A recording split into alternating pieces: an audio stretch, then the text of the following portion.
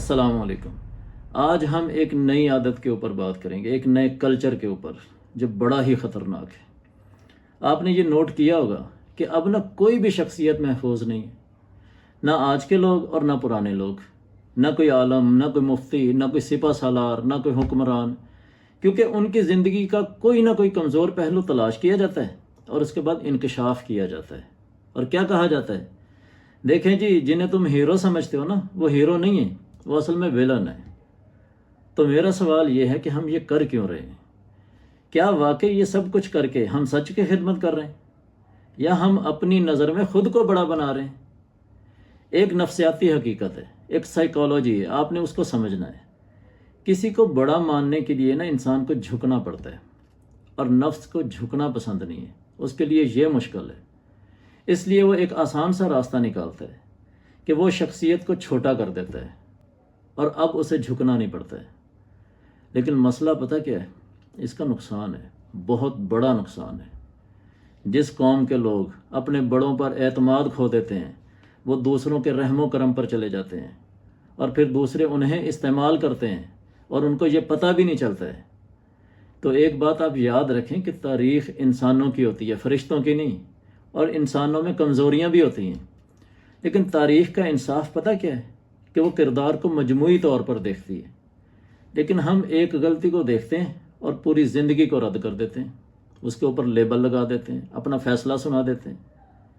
اگر کسی ڈاکٹر سے کبھی غلطی ہو جائے تو کیا آپ طب کو یعنی میڈیکل کو چھوڑ دیں گے؟ اگر کسی استاد کی کوئی کمزوری ثابت ہو جائے، کوئی لغزش سامنے آ جائے، تو کیا آپ ایجوکیشن سے بدظن ہو جائیں گے؟ تو جب ہم کسی عالم کو یا کسی تاریخی شخصیت کی لغزش کو دیکھتے ہیں تو ہم پورے کارنامے کیوں مٹا دیتے ہیں؟ یہ انصاف نہیں ہے، یہ کچھ اور ہے، اور اس کے نقصان ہے۔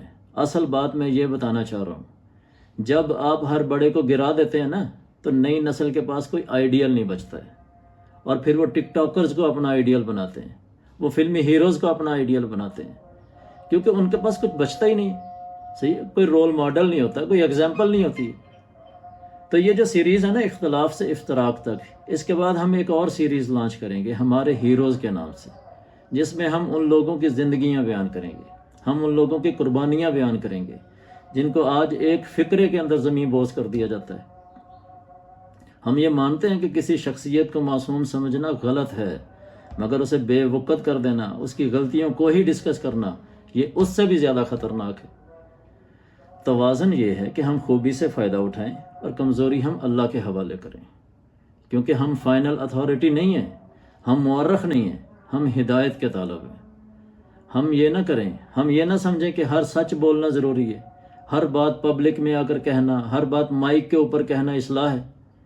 بہت سارے معاملات ہیں جہاں خاموشی میں بیان کرنے سے زیادہ حکمت ہوتی ہے۔ تو ہم اپنے دلوں کو بچائیں، کیونکہ جس دل سے احترام ختم ہو جاتا ہے نا، اس میں نصیحت اثر نہیں کرتی ہے، اور پھر ہم اپنے محسنوں کو بھی دشمن سمجھنا شروع کر دیتے ہیں۔ اور یہ بھی یاد رکھیں کہ جو قوم اپنے محسنوں کی قدر نہیں کرتی ہے نا، وہ نئے محسن پیدا کرنے سے بھی محروم ہو جاتی ہے۔ سن اے تہذیب حاضر کے گرفتار، غلامی سے بدتر ہے بے یقینی۔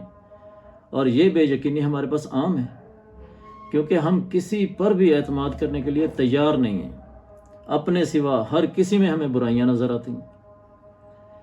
ایک بار کسی نے امام حسن بصری رحمہ اللہ ان سے پوچھا کہ حجاج بن یوسف کے بارے میں آپ کی کیا رائے ہے؟ ہر زبان پر یہی باتیں تھیں، ہر طرف اس کے ظلم کا چرچا تھا، لیکن انہوں نے نا اس بات کا براہ راست جواب دینے کی بجائے ایک بڑی عجیب بات کہی۔ کیا کہا انہوں نے؟ کہ میں اپنے اعمال کے بارے میں اتنا مطمئن نہیں ہوں کہ میں اب دوسروں کے اعمال کا حساب شروع کر دوں۔ تو ذرا سوچیں، ہمیں اپنی نہیں، ہمیں دوسروں کے انجام کی زیادہ فکر ہوتی ہے۔ اور ایک حدیث ہے، اگر کوئی سمجھے نا تو ہمیں ہلا دینے والی حدیث ہے۔ جب ہمارے نبی صلی اللہ علیہ وسلم نے صحابہ سے پوچھا تھا، اتدرون ما المفلس، کیا تم جانتے ہو کہ مفلس کون ہے؟ تو صحابہ نے عرض کیا کہ جس کے پاس مال نہ ہو، درہم دینار نہ ہو۔ تو آپ نے کیا فرمایا تھا؟ میری امت کا مفلس وہ ہوگا جو قیامت والے دن نماز لے کر آئے گا، روزہ اور نیکیاں لے کر آئے گا، مگر اس نے کسی کو برا کہا ہوگا، اس نے کسی پر تہمت لگائی ہوگی، کسی کا دل دکھایا ہوگا، تو پھر اس کی نیکیاں ان لوگوں میں بانٹ دی جائیں گی، اور اگر نیکیاں ختم ہو گئی تو ان لوگوں کے گناہ اس کے اوپر ڈال دیے جائیں گے۔ وہ نیکیاں لے کر آیا تھا جنت میں جانے کے لیے، اب وہ دوسروں کے گناہ اٹھا کر جہنم میں جا رہا ہے۔ ذرا تصور تو کریں کہ جب ہم کسی شخصیت پر گفتگو کرتے ہیں، جب ہم کسی کی نیت پر حملہ کرتے ہیں، جب ہم کسی کی عزت کو اچھالتے ہیں، تو اصل میں ہم کر کیا رہے ہوتے ہیں؟ ہم اسے چھوٹا نہیں کر رہے ہوتے ہیں، ہم اپنا حساب بڑھا رہے ہوتے ہیں۔ تو اس لیے ہمیشہ یہ بات یاد رکھیں کہ ہر غلطی پر تبصرہ کرنا ضروری نہیں ہے، صحیح ہے، لیکن ہر لفظ کے اوپر پکڑ ضرور ہے۔ اور قیامت والے دن بہت سارے لوگ حیران ہوں گے کہ جن سے وہ زندگی بھر ناراض رہے، آج ان کو ہی اپنی نیکیاں دے کر جان چھوٹ رہی ہے، یا شاید نیکیاں دے کر بھی جان نہیں چھوٹ رہی۔ تو اللہ ہمیں اس پر فکر مند بنائے، صحیح، ہمیں محفوظ رکھے، ہمیں لوگوں کے عیبوں کا اعلان کرنے والا نہ بنائے، ہمیں ان کی خوبیوں سے فائدہ اٹھانے والا بنائے۔ اور یہی اسلام کا مزاج ہے۔ السلام علیکم۔